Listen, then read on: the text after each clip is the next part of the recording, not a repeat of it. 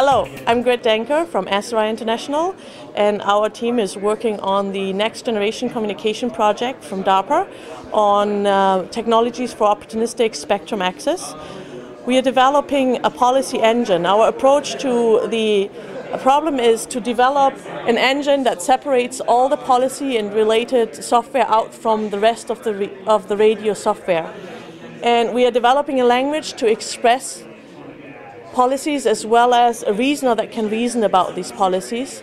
So the main idea is that the radio, before it does any transmission, requests from the policy reasoner whether that transmission is in compliance with the policy.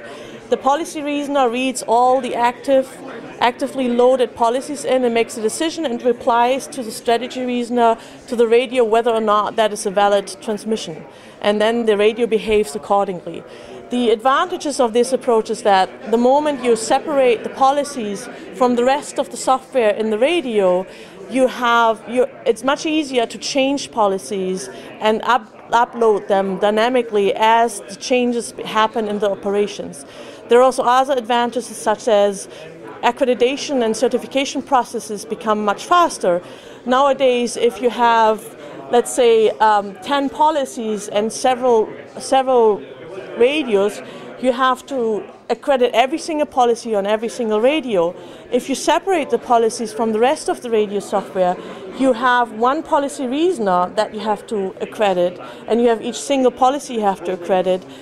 And then you only have to accredit for every single radio the interface between that policy reasoner. So that reduces the accreditation factor by a big factor.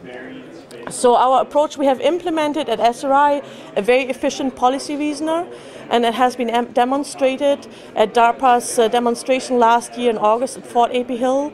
It processes about 200 requests per second.